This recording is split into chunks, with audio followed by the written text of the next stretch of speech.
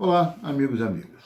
Como prometido, agora em nosso nono vídeo, volto a utilizar esse espaço para falar com vocês sobre planejamento tributário, focando em alguns aspectos relacionados com a modalidade do lucro real. Primeiramente, alerto mais uma vez que nosso planejamento tributário está baseado unicamente nas informações que adquirimos através das normas e regras emanadas pela Receita Federal do Brasil. Portanto, antes de aplicarmos alguns dos nossos conhecimentos sobre o lucro real, convém lembrarmos que um pré-requisito fundamental para a utilização dessa modalidade de tributação é dedicar atenção ao processo contábil da empresa, no sentido de facilitar a operacionalização da modalidade de tributação. Por exemplo, o plano de contas deve segregar informações que facilitem a aplicação dos ajustes ao resultado contábil. Nesse sentido, contas especiais ou centros de custos devem ser abertas para atender às necessidades de registro de brindes, multas punitivas, despesas comprovadas inadequadamente e outras tantas peculiaridades no sentido de atender a melhor prática para a apuração dos tributos pelo lucro real. Bom, meus caros, vencida essa fase preliminar, vamos analisar algumas situações que podem reduzir a carga tributária, sob o ponto de vista do lucro real.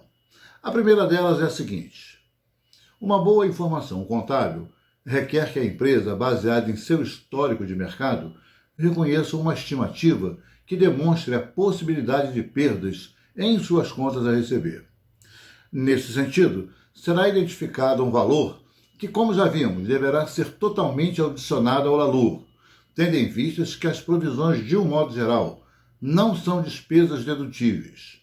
Portanto, para esse caso, a aplicação de Lei de Perdas, a 9.430/96, alterada pela 13.097/15, contribui para a redução da carga tributária, na medida em que o que for reconhecido em função da aplicação da legislação acima poderá ser abatida na necessidade de estimativa de perdas em suas contas a receber, diminuindo assim o valor a ser adicionado.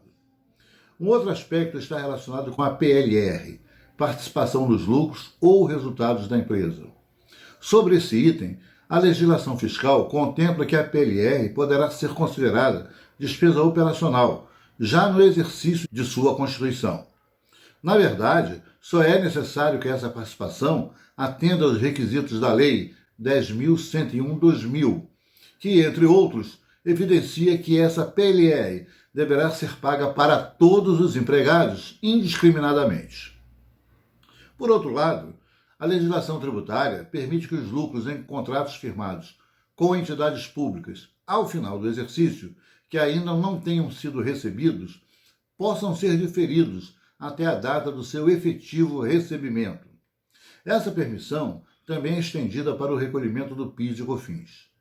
Nesse caso, fica claro que a entidade tributante permite a aplicação do regime de caixa para o pagamento dos tributos. Esse procedimento também é estendido para as vendas a prazo de itens do imobilizado em transações de longo prazo que apresentem contratos firmados entre pessoas jurídicas de direito privado, com indicação das datas efetivas para o recebimento das parcelas.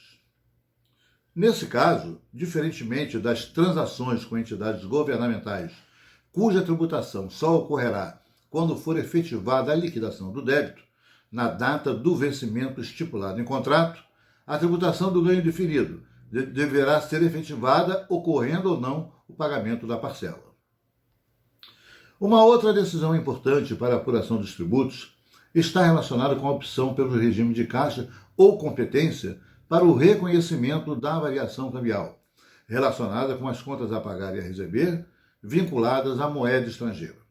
Sobre esse assunto, a Instrução Normativa RFB 1079 de 2010 indica como a decisão deverá ser informada à RFB, bem como outros pontos que disciplinam o tema.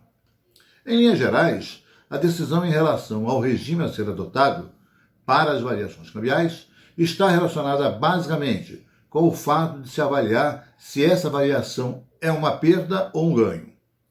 Portanto, se numa variação o efeito maior for de uma variação cambial devedora, Fica claro que o melhor regime é o da competência, pelo fato que a empresa poderá se beneficiar de uma redução dos tributos imediatamente, independente da realização financeira. Caso contrário, o regime de caixa é a opção mais indicada, pelo fato que o custo tributário só ocorrerá por ocasião da realização financeira. No vídeo passado, abordamos o fato de um planejamento tributário deve ser desenvolvido a partir de informações advindas de um orçamento, ou mesmo de um plano de negócios, que demonstre como a empresa se comportará no exercício sob análise. A análise relacionada à influência da variação cambial na apuração da carga tributária da empresa exemplifica bem essa necessidade. Bom, meus caros, no próximo vídeo pretendo apresentar mais alguns aspectos relacionados com o planejamento tributário, mais precisamente com itens do imobilizado e juros sobre o capital próprio. Aguardo vocês. No mais, lembro uma outra vez que no canal do YouTube L. Alves Consultoria encontram-se postados outros vídeos sobre tributação e em nosso site www.lalvesconsultoria.com.br estão disponíveis telefones e e-mail para futuros contatos. Muito obrigado pela audiência e até lá.